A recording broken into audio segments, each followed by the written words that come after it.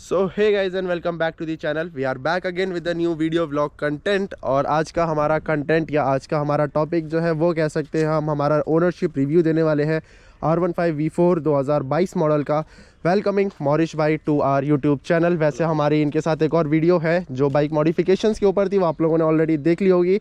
नहीं देखी है तो आप लोगों के साथ में लिंक आ रहा होगा, वहाँ पे जाके चेक कर सकते हैं। मॉरिश भाई सबसे पहले तो वेरी वेरी कॉन्ग्रेचुलेशंस। मतलब मैं भी काफ़ी टाइम 1.5 साल हो गया मेरे को भी अपनी बाइक राइड करते हुए। भाई को कितना टाइम हो गया राइड करते हुए? ऑलमोस्ट 2 साल। ऑलमोस्ट 2 साल। सो ऑलमोस्ट हम लोगों का सेम टाइम हो चुका है, लेकिन मेरी वाली बहुत पुरानी लगती है, इनकी वाली आज भी न्यू लगती है। आज जो हमारा कंटेंट है गाइज वो है मॉरिश भाई से उनका ओनरशिप रिव्यू लेना। तो आज हम इनसे ओनरशिप रिव्यू लेंगे हमारा। तो भाई सबसे पहला जो ओनरशिप रिव्यू का क्वेश्चन आता है लोगों का कि भाई ये बाइक ही क्यों ली गई, कोई और बाइक क्यों नहीं ली?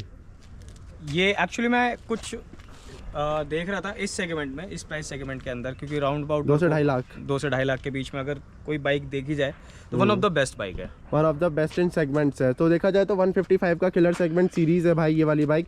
एंड सबसे अगला क्वेश्चन जो मैं आऊँगा भाई, 2 साल के अंदर ऑलमोस्ट आपने कितनी चला दी है बाइक? ये मेरी चल गई है करीब 22,000 किलोमीटर के आसपास। ओके 22,000 किलोमीटर, तो ऑलमोस्ट मेरा भी इतना ही है सब भाई। अब हम लोग स्टार्ट करते हैं हमारा मेन पार्ट जो कि है इस बाइक का परफॉर्मेंस। इस बाइक का एक्सीलरेशन कैसा है, इस बाइक की ओवरऑल पावर कैसी है, इस बाइक की टर्म्स ऑफ स्पीड, ये सब थोड़ा सा मुझे एक्सप्लेन करो यार हमारे व्यूअर्स को। जेन्युइन अगर बताऊं तो यूज़ करते हुए 2 साल हो गए हैं, लेकिन बट अभी भी ऐसा कभी फील नहीं होता कि ये पुरानी है। अभी तक इंजन बहुत नया है इसका। अभी ऐसा ही लगता है कि जस्ट चाबी लगाओ और भगने को तैयार रहती है, तो ऐसा वाला है।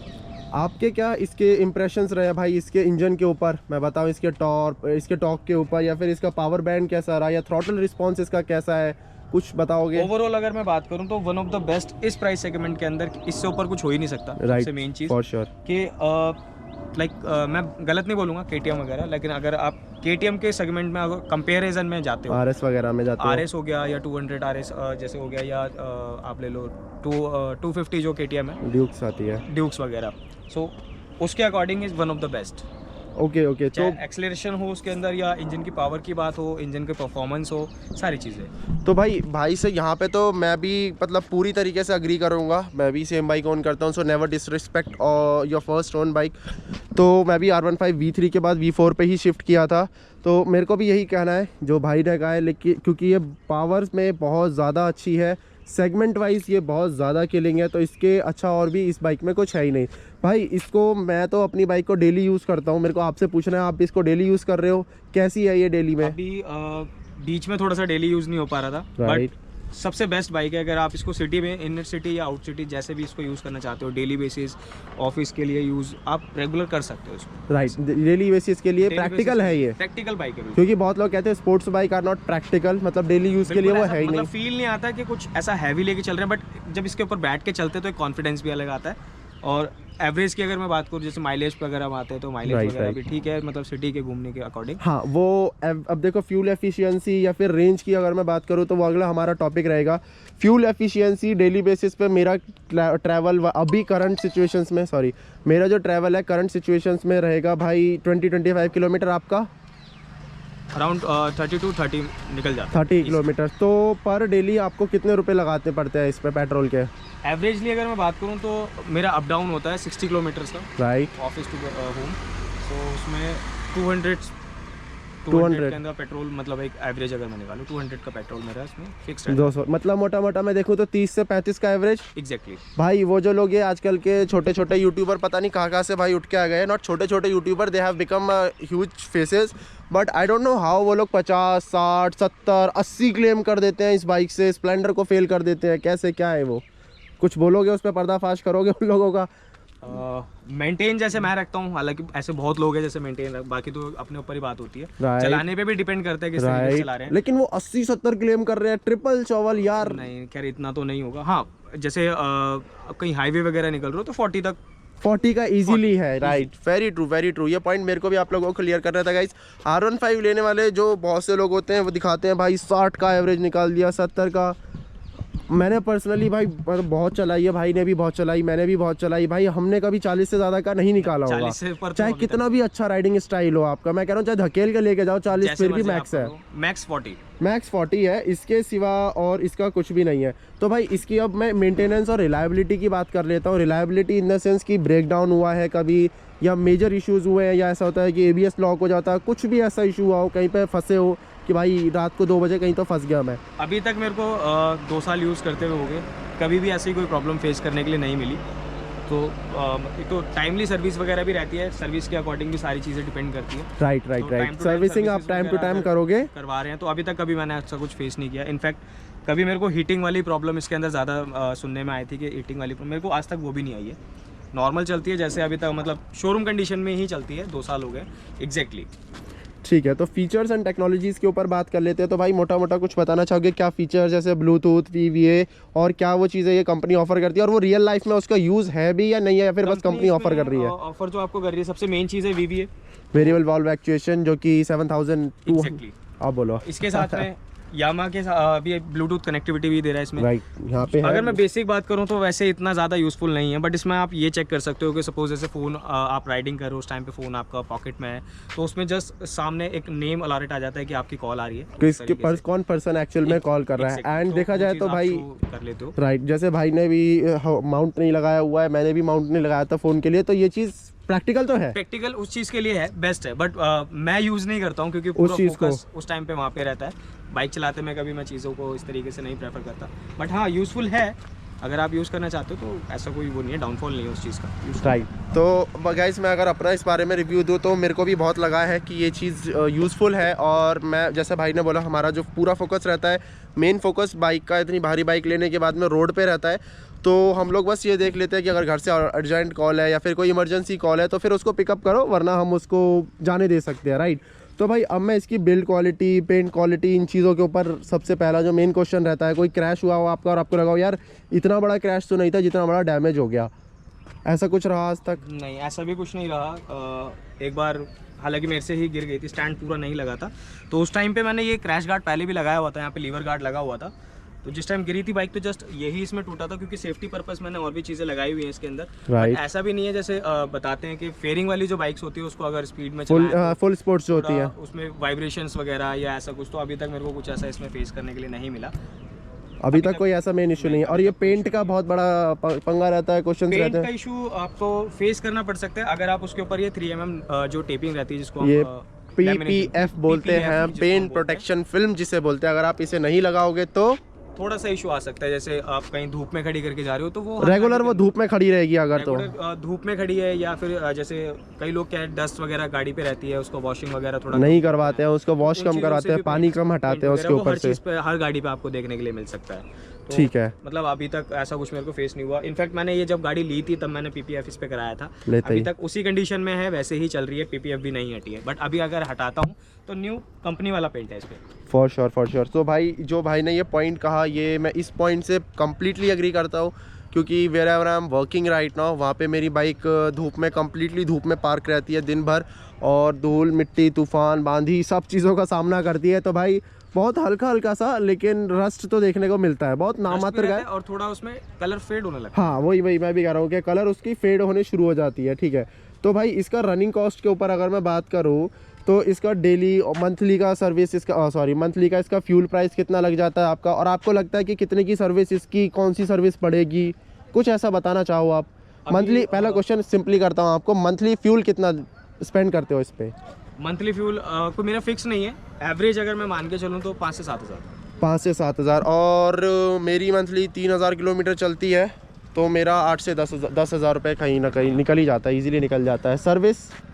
सर्विस की अगर मैं बात करूं, जैसे अभी मैंने इसका 5th सर्विस कराई थी, राइट, तो वो मेरे को कॉस्ट किया था इसने 3000 जिसमें R1 का जो फुली सिंथेटिक ऑयल था राइट, मैंने इसमें डलवाया था, तो उसके साथ मेरे को 3000 की कॉस्ट करी। टोटल सर्विस 3000 कॉस्ट कर रही है। ठीक है, तो मेरा क्या है भाई, मैं अगर आपको अपनी बाइक का बताऊं, मेरी बाइक का थोड़ा रनिंग ज़्यादा है, रनिंग हार्श भी है, भाई की भी रनिंग हार्श है, मतलब भाई भी रफ़ राइड करते हैं थोड़ा, लेकिन मेरी थोड़ी ज़्यादा ही रफ़ राइड है, क्योंकि भाई संडे राइड्स बहुत रेयर जाते हैं, लेकिन मैं संडे राइड्स हर संडे राइड ही जा रहा हूँ ऑलमोस्ट, तो मैं वहाँ पे 158 159 टच कराए बिना मानता नहीं हूँ।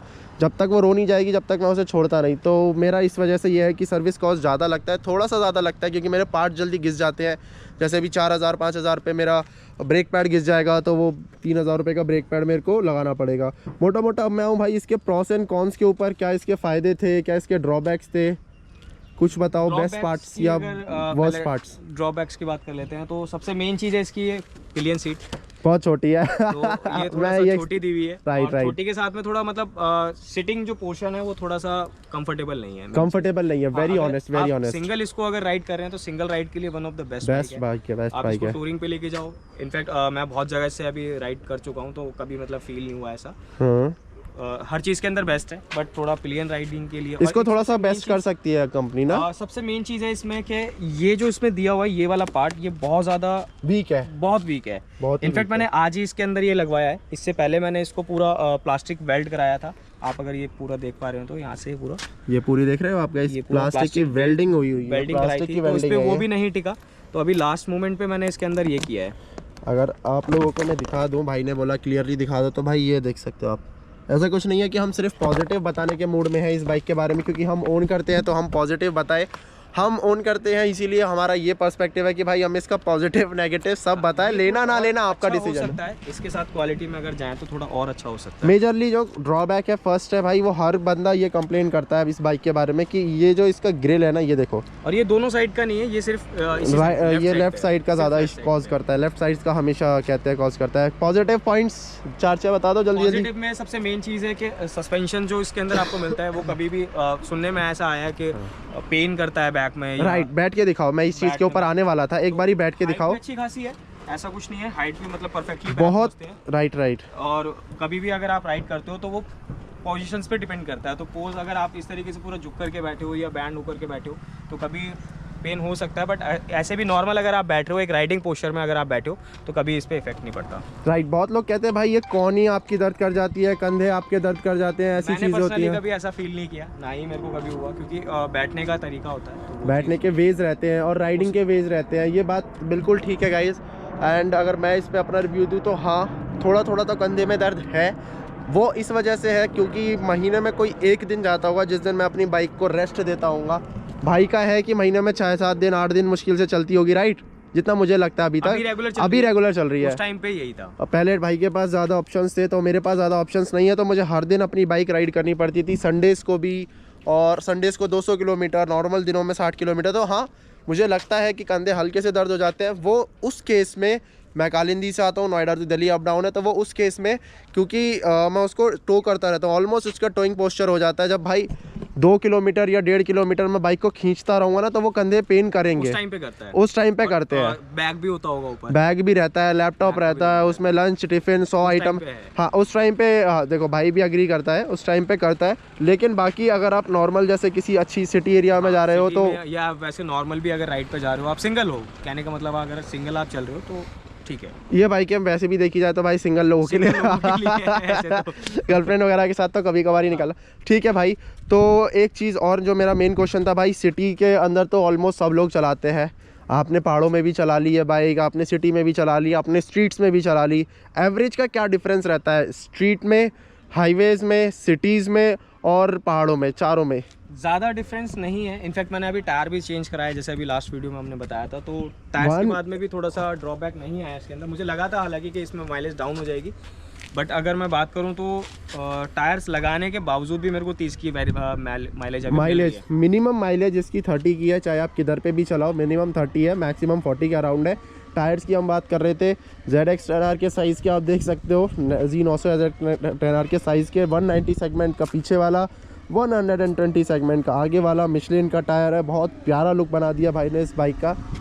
तो गाइस ये था हमारी तरफ से इस बाइक का ओवरऑल रिव्यू, ओनरशिप रिव्यू जो हम लोग देना चाहते थे। एंड आई होप आप लोगों को R15 V4 के बारे में चीज़ें समझ आ गई हों।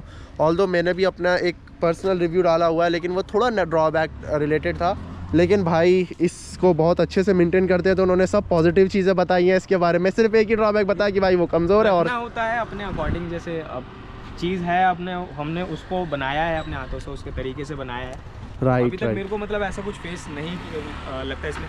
एक चीज़ इसके अंदर मेरे को थोड़ा सा लगा था इंजेक्टर के लिए, फ्यूल इंजेक्टर के लिए, इंजेक्टर का, बट मैं लेके गया था चेक करवाने के लिए क्योंकि वो थोड़ा सा मिस मार रही थी गाड़ी। ओके, लैग करती है। हाँ, लैग कर रही थी उस टाइम पे।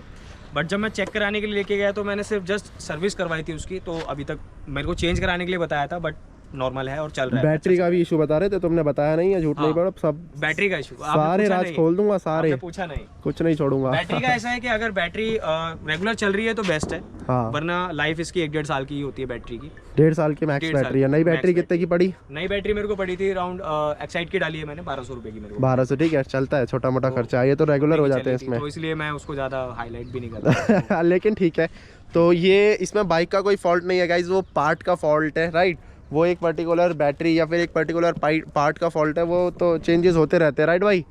अगर इतनी महंगी बाइक लोगे तो 1000-1500 रुपये, 2000 रुपये तो ऐसे निकल जाते हैं। आप ले रहे हो आप, तो उसके अंदर जो पैड्स होते हैं, पैड्स होते हैं भाई, 1200 के आगे के पैड से, 1800 के पीछे के पैड से, थोड़ा सा महंगा कर लो, जी900 के आ जाते हैं, 2400 के, तो वो थोड़ा चलता रहता है, तो इसलिए छोटी छोटी चीज़ें थोड़ा साइड रख के चलते हैं। छोटी छोटी चीज़ें साइड रख के। लेकिन अगर बताए apart from service, apart from अगर पेट्रोल कॉस्ट की बात करें, तो आप ये समझो कि 2 से 3 हज़ार रुपये मोटा मोटा हाथ में रख के चलो भाई, हर महीने का, राइट।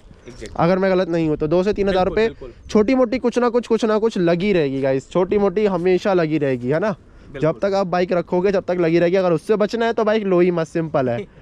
तो ये था हमारा रिव्यू, हमारा ओनरशिप रिव्यू इस बाइक के बारे में। कुछ चीज़ें रह गई हो, जो क्वेश्चंस हो आपके, वो मुझसे पूछ सकते हो। मॉरिश भाई की आईडी आ रही है, इंस्टाग्राम आईडी नीचे आप लोग देख रहे होंगे स्क्रीन पे, वहाँ जाके उनसे डायरेक्टली पूछ सकते हो, या मेरे से पूछ लो, मैं इनसे पूछ लूँगा, इनको दोबारा हम वीडियो में बुला लेंगे।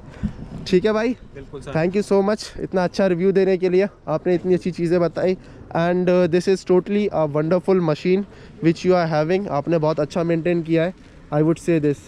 ठीक है guys, take care, bye bye, take care.